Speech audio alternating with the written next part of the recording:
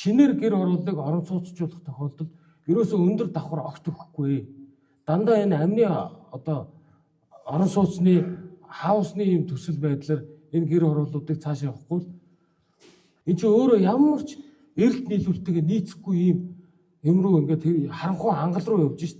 Цаашаа энэ Улаанбаатар хотын гэр оролтыг орон сууцжуулах, гэр оролтыг дахин төлөвлөхийн төлөлтөн дээр дахиж эргэж хараад өндөр барилгын зөвшөөрөл өгөхгүй. Одоо хамгийн дээд нь нэг 5 давхар өгд юм уу. Тэгээд тэрнээс цаашаа ерөөсөө дандаа амны орон сууцны юм төлөлтүүд ялангуяа Дэнжин мянга хайлаас Чингэлтэй 3-4-р оруулын хар 1-р оруулын хар гэдэг нөгөө ийм өндөр харуулцтай ийм газруудаа дандаа ийм байдлаар төлөвлөлтийн ийм одоо дээд хязгаарыг иргэдийн хурлаараа ингээд оруулж механикаар ингээд зохицуулж явах.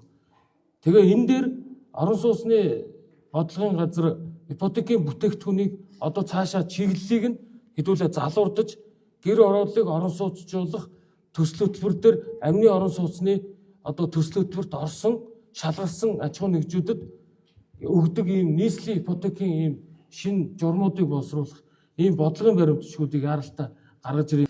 Чөлөө дуулалтаараа хэдүүлээ яваад байгаа байхгүй.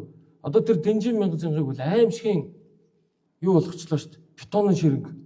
Хэдүүлээ яриалсан энэ натур худалдааны төв орчим чи ерөөсөө аимшигын бетонын ширэнг.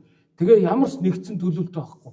Тахиралдаж мөхрөлж жоод нэг юм юу руу очдөг, нэг айл гэрлүүгөө ордог, үүдэндээ зогсоол байхгүй. Одоо энэ Дэнжин мянгаыг ингээд 50 туулаа. Одоо яг энэ хэсэг дээр хэдүүлээ Дэнжин мянгатай тэр гэрээ байгуулсан аж ахуй нэгжүүд нь аль хүртэл яваа зогсох юм. Тэр хүртэл зогсоод дараагийн юмнуудаа шийдээ.